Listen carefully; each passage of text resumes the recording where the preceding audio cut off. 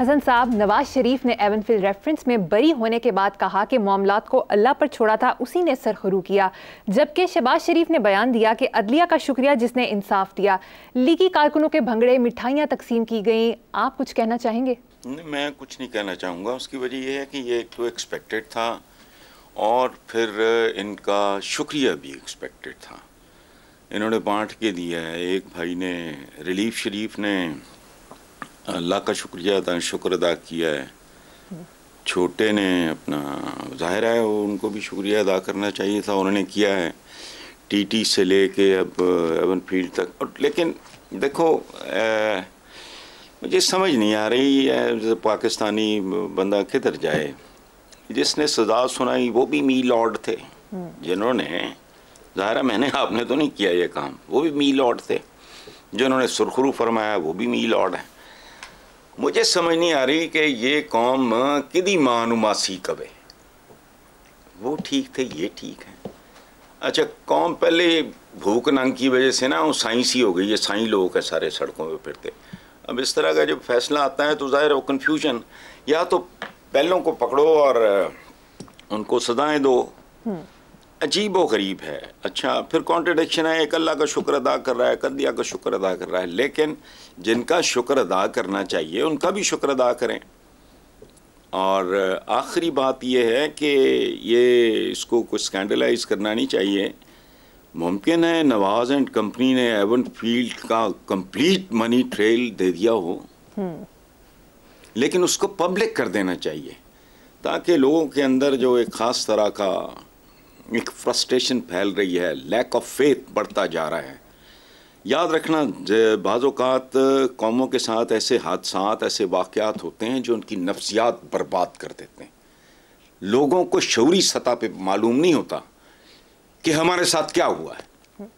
मसलन मैं जेन्युइनली ये समझता हूँ, मेरा सब्जेक्ट तो कुछ और था, पढ़ता मैं झक को और मारता रहा ज़िंदगी में, कि फॉल ऑफ ढाका के बाद एक अजीब तरह की बदएतमादी सी लोगों में पैदा हुई कि अगर ये हो सकता है तो फिर कुछ भी हो सकता है।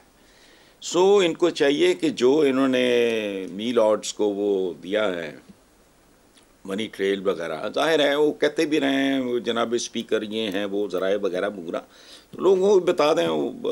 अच्छा, और एक और दिलचस्प बात, हमारे एक अंग्रेज़ी अखबार ने साबिक फॉरेन सेक्रेटरी शमशाद साहब के हवाले से लिखा है कि कोरिया की कंपनी के एक एग्जेक्टिव को, सीनियर एग्जेक्टिव, नवाज शरीफ से मिलाया गया बसिलसिला मोटरवे इस्लामाबाद और लाहौर। अच्छा, बाद में पता चला कि वो बंदा, वो अपना खांचा मार गया होगा बीच में, अपने मुल्क में जेल की उसको सज़ा हुई है और वो सज़ा भुगत रहा है बहरहाल। और फिर बकौल राइटर, ये मैं नहीं कह रहा, क्या इसी नाजायज़ पैसे का इस्तेमाल तो एवनफील्ड के लिए नहीं हुआ? इट्स अ क्वेश्चन, हमारे एक अंग्रेज़ी रोज़नामा में छपा हुआ है। तो बहरहाल आगे चलो आप। हसन साहब, पर दूसरी तरफ फैसल वाविडा का कहना है कि कभी करप्ट हैं सजा दें, कभी बरी कर दें, ये तमाशा कब ख़त्म होगा? देखो, ज़िंदगी का इम्तिहान ज़िंदगी के साथ ही ख़त्म होता है। जब तक इंसान ज़िंदा है उसे मुख्तलिफ़ किस्म के झटके लगते रहते हैं। तो बेसिकली तो तमाशे ख़त्म होते हैं ज़िंदगी के साथ। जब तक ज़िंदगी चलती है तमाशे चलते हैं। और यहाँ कौन सा तमाशा है जो कहीं कभी कंक्लूड हुआ हो? लियाकत अली ख़ान दिन दहाड़े मारा, या कोई वाली वारस नहीं है। गवर्नर जनरल पहले बानी इस मुल्क के, कायद, एम्बुलेंस वैन बैठी मक्खियाँ उड़ा रही है, कोई स्टैंड बाय अरेंजमेंट नहीं है, कोई पुरसाने हाल नहीं है, नोबडी नोज व्हाट हैपेंड। ठीक है, अच्छा, ज़ियाउल हक is one man I really hate, otherwise जा चुके लोगों से मैं तो कभी उनके बारे में एक लफ्ज़ नहीं बोलता, लेकिन स्टिल वो जैसा भी था इस मुल्क का सरबराह था। क्या हुआ? I want to know. लेकिन चूँकि मैं एक कमीन ऑर्डिनरी शहरी हूँ तो जिनको पता है वो भी नहीं बताएंगे। अच्छा, बेनज़ीर दिन दिहाड़े कत्ल हो गई, भुट्टो को अदालती कत्ल कहती है, पूरी दुनिया कहती है, समझ नहीं आ रही। तो यहाँ तमाशे चलते रहते हैं। एक सर्कस है जो चल रहा है, बहरहाल इंतज़ार करें। ठीक। और मेरा एक कंसर्न है कि अगर नवाज शरीफ इतना ही मासूम है पप्पू, तो जिन्होंने ये काम किया उसकी ज़िंदगी के इतने साल खाए, ज़िल्लत, स्याही, कालक मली गई, इतना स्कैंडलाइज हुआ, वो मासूम आदमी वो कहाँ है? ये क्या तमाशा है यार, खुदा का वास्ता। ऐसे फैसले तो पंचायतों में। बहरहाल चलो ठीक है, आगे चलते हैं साहब। नून लीग की सीनियर नायब सदर मरियम नवाज ने दावा किया कि नवाज शरीफ की क़यादत में एक बार फिर तरक्की का सफ़र शुरू करेंगे। तरक्की और तबाही में बस हमी स्लिप ऑफ टंग ही है, ज़ाहिर है बेटी है और क्या कहे वो। अच्छा, पहले जो अभी रिसेंटली जो 16 माह तरक्की का सफ़र बरादर खुर्द उनकी क़यादत में PDM ने जो तय किया है वो क्या है? अच्छा, फिर I am quoting an English newspaper, उसमें इकोनॉमिक सर्वे ऑफ पाकिस्तान, ये मैं नहीं कह रहा, इकोनॉमिक सर्वे ऑफ पाकिस्तान ने एक मुवाजना स्टैटिस्टिक्स आदाद शुमार पेश किए हैं कि PDM से पहले वाली हुकूमत और PDM के दौरान फ़र्क क्या है। अब सुनते जाओ, सब्र से काम लेना, बीच में बोलना नहीं। GDP के हवाले से वो बात करते हैं कि PTI के दौर में 6.1%, इनके ज़माने में 0.29% GDP तरक्की।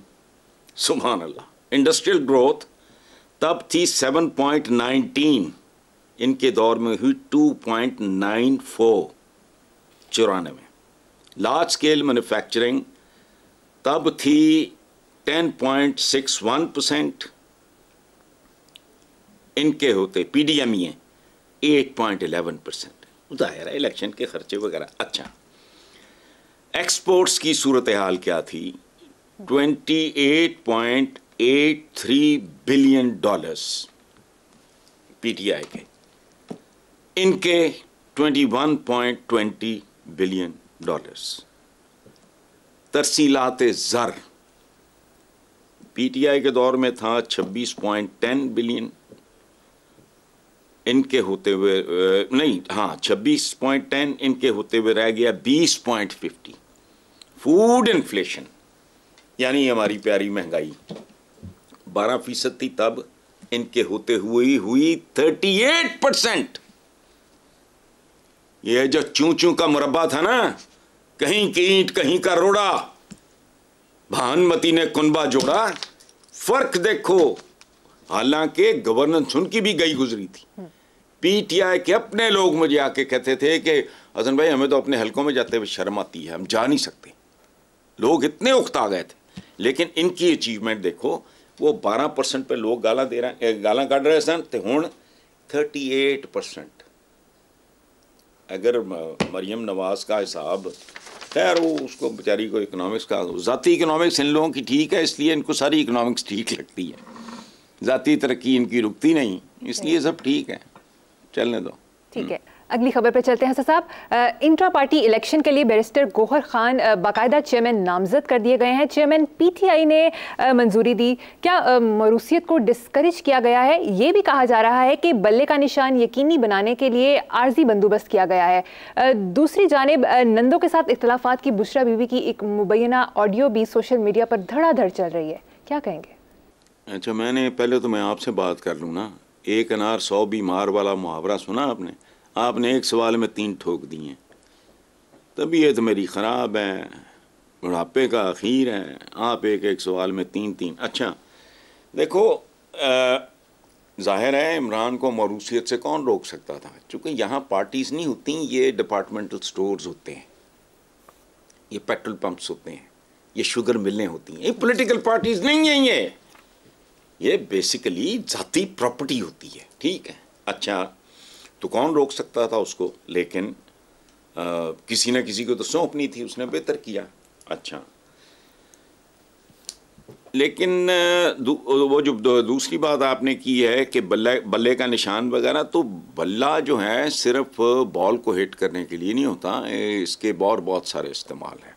अच्छा, अब वो उनकी तफसीलात में मैं जा नहीं सकता, या कम अज़ कम यूँ समझ लो कि सर तो फाड़ा जा सकता है किसी का, तो लेकिन ये अहमकाना सोच है। ज़िया-उल हक ने क्या तोप चला ली, तलवार का निशान पीपल्स पार्टी से छीना। पैटी लोग हैं, बहुत पैटी, तीर का कर दिया, क्या फर्क पड़ा? इतनी हेरा फेरियां करके नवाज शरीफ को ब्लैंक चेक दे के वजीर आजम तक का ये इस्तकबाल नहीं करता था। जो उसने आत्म मचाए रखी पंजाब में, उसके नतीजे में इसने लोगों को धड़ाधड़ अब ऑब्लाइज करके, हर तरह की वारदात करके, रिटायर्ड लोगों को नौकरियां दे के, पटवारी बना के, तहसीलदार में सारा कल्चर बर्बाद करके इस बंदे ने जो है पीपल्स पार्टी का क्या हुआ अपना आज भी रियलिटी है। और बात सुनो, सिंध बड़ा वाइटल इकलौती बंदरगाह है, तो क्या कर लिया, तलवार का निशान छीन लिया। ये है बुनियादी तौर पे निशान नहीं होता, उसके पीछे इंसान होता है। भुट्टो था, यहाँ है, वो अच्छा है बुरा है, इट्स रियलिटी। आप करके क्या कर लोगे और कब तक? आखिरी जो सवाल है वो आपको करना नहीं चाहिए था मरियम।